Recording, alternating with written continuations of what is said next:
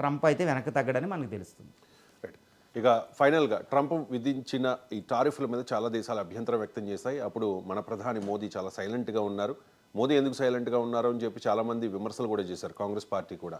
ఇప్పుడు ట్రంప్ ప్రకటించారు ఇండియాతో trade deal ఉండబోతోంది అని చెప్పేసి. అంటే మోదీ మౌన దౌత్యం ఫలించింది అని అర్థం చేసుకోవాలా?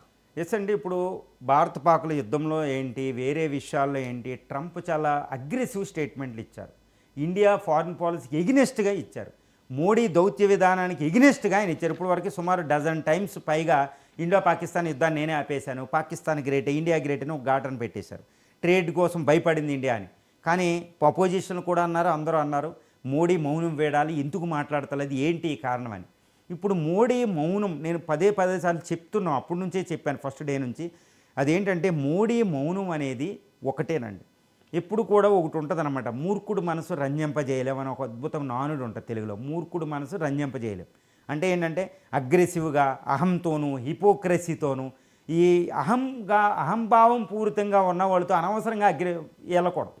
ఇప్పుడు పవర్లో చూడండి, విభీషణుడు రావణుడిని ఏదో ఎక్కువ చెప్పేస్తాడనమాట. విభీషణుడు ఎంత చెప్పినా వినడం, పైగా విభీషణుడే బయటికి వెళ్ళడానికి ఉపయోగపడింది. అలాంటి మూర్ఖులతో చెప్పకూడదు. హనుమంతుడు అయితే తట్టుకుంటాడు, హనుమంతుడు కూడా తోక ఎలిగెత్తాడనమాట. ఇప్పుడు ట్రంప్ చూస్తే చాలా తొంటరిగా ఉంటాడండి. ఆయనకి అహం ఉంటుంది, హిపోక్రసీ ఉంటుంది. నేను విమర్శిస్తున్నానని కాదు, ఏది ఆయన భరించడు అనమాట. ఇలాంటి వ్యక్తితో అనవసరంగా మాట్లాడి దౌత్యంగా గొడవలు ఎందుకు చేసుకోవాలి? జెల్నిస్కీకి ఏమైంది, కెనడాకి ఏమైంది, బ్రిటన్కి ఏమైంది, నాటోకి ఏమైంది, చాలా దేశాలు ఇబ్బంది పడుతున్నాయి ట్రంప్తో.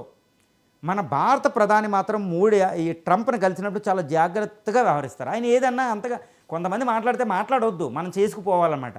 మోడీ మౌనం అద్భుతమైన దౌత్యం అండి. ఈ విషయంలో నరేంద్ర మోడీ గారిని పొగడకుండా ఎవరో ఉండరు. ఒక అద్భుతమైన దౌత్యం. ట్రంప్ ఎన్నిసార్లు మాట్లాడినా ఏమీ తన నోట్లోంచి అనకుండానే ఫారిన్ సెక్రటరీ అని ఫారిన్ మినిస్టర్తోనే చెప్పిస్తూ తను మాట్లాడకుండా ఉన్నారు. ఎందుకంటే ఈ రోజు కోసమే. ఎందుకంటే అమెరికా మనకి ట్రేడ్కి చాలా ఇంపార్టెంట్. చూడండి, మన భారత పాకులో యుద్ధం చేస్తుంటే చైనా ట్రేడ్ డీల్ అయిపోయింది. నిన్నే ట్రంప్ చెప్తున్నారు చైనాతో trade deal finished, we clinched the trade deal with the China. మనకి చాలా ప్రమాదం అండి అది. చైనాతో ట్రేడ్ డీల్ లేకుండా ఇండియాతో అమెరికా ట్రేడ్ డీల్ ఉంటే ఈరోజు మేక్ ఇన్ ఇండియా ఎక్కడికో వెళ్ళిపోను.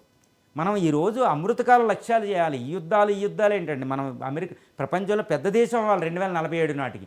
దానికి అత్యంత ప్రధానం, ఎవరు ఒప్పుకున్నా ఒప్పుకోకపోయినా ట్రంప్ మనకు అవసరం. ఎందుకంటే అమెరికా మనకు అవసరం.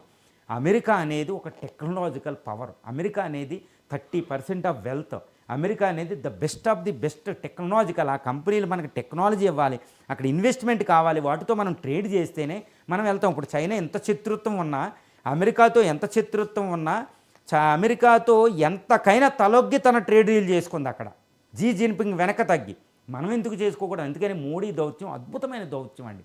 ఈ మోడీ మౌనంగా ఉండి ఈరోజు ఇప్పుడు ట్రేడ్ డీలు అది దానికి వస్తే ఏంటంటే జూలై 8 అనేది ఒక డెడ్ లైన్ అండి. ఆ లోపు అవ్వకపోతే మన ఇండియా ప్రొడక్ట్స్, అమెరికా వెళ్ళే ప్రొడక్ట్స్ మీద మన మీద 26%, 27% టారిఫ్స్ వస్తాయి. దానివల్ల మన టెక్స్టైలు, ఫార్మాస్యూటికల్, ఇప్పుడు ఐటీ ఎక్స్పోర్ట్స్ మొత్తం చాలా పెద్ద ప్రమాదంలో పడిపోతాం. మన ట్రేడ్ చాలా కోల్పోతాం, మన గ్రోత్ రేట్ పడిపోతుంది. Because that is the United states of America. July 8 dead line, ఏప్రిల్లో 8, 9 మొదలుపెట్టి 90 రోజులు ఇచ్చారు. అందుకని మన పీయూష్ గోయల్, మన వాణిజ్య శాఖ మంత్రి అక్కడ లిట్నోయ్, అక్కడ యుఎస్ వాణిజ్య శాఖ మంత్రి అక్కడ వాషింగ్టన్, ఇక్కడ ట్రేడ్ డీలు డిస్కషన్ చేస్తున్నారు. ఇది ఎట్టి పరిస్థితుల్లో కొన్ని వారాల్లో అయిపోయి జూలై 8 లోపు మనం అయిపోవాలి.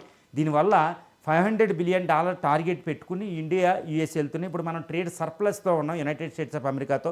యునైటెడ్ స్టేట్స్ ఆఫ్ అమెరికాలో మనం ఎంతోమంది మన భారతీయులు ఉన్నారు. కాబట్టి ఈ ట్రేడ్ డీల్తో మళ్ళీ యుఎస్ ఇండియా సంబంధాలు వెళ్తూ మోడీ దౌత్యం ఫలించింది. తర్వాత యుద్ధాలు. ఆర్థిక దౌత్యం బాగుంటేనే మిగిలిన దౌత్యం బాగుంటుంది. ఎందుకంటే ఇది ప్రపంచీకరణ. అది తెలిసిన అద్భుతమైన వ్యక్తి మన దౌత్య నేతగా ఈయన పనిచేస్తున్నారు. మోడీ ఈజ్ వండర్ఫుల్ మౌన దౌత్యంతో. Right. Thank you so much అండి. చాలా అంశాలకు సంబంధించి చాలా డీటెయిల్డ్గా విశ్లేషణ అందించినందుకు. ఇది